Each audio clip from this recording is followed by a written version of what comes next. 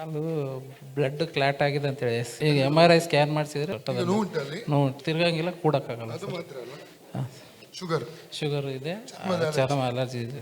ಯೇಸುವಿನ ನಾಮದಲ್ಲಿ ಇವರು ಬ್ಲಡ್ ಅಲ್ಲಿ ಹೊಡುವಂತ ಶುಗರ್ ಕಾಯಿಲೆಯನ್ನು ಗದರಿಸ್ತಾ ಇದ್ದಾನೆ. ಅದು ಬಿಟ್ಟು ಹೋಗಲಿ. ಅದು ಸ್ಕಿನ್ ಅಲರ್ಜಿ ಕೂಡ ಯೇಸುವನ್ನು ಬಿಟ್ಟು ಹೋಗಲಿ. ಮಾತ್ರವಲ್ಲ, ಈ ಸೊಂಟವನ್ನು ಬಂಧಿಸಿರುವ ಮಾಂತ್ರಿಕ ಬಂಧವನ್ನು ಯೇಸು ಮುರಿತಾ ಇದ್ದಾನೆ.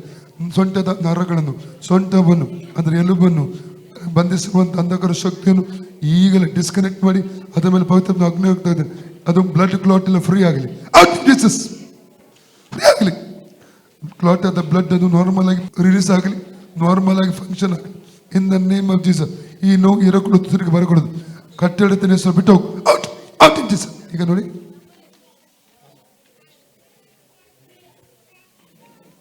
ಹೋಯ್ತಲ್ಲ. ಹೇಳಿ ಯೇಸುವೆ, ನಿನಗೆ ಸ್ತೋತ್ರ. ನನಗೆ ಸೌಖ್ಯ ಸೌಖ್ಯ ಮಾಡಿದ್ದಕ್ಕೆ ಕೊಟ್ಟಿದ್ದಕ್ಕೆ ಸ್ತೋತ್ರ.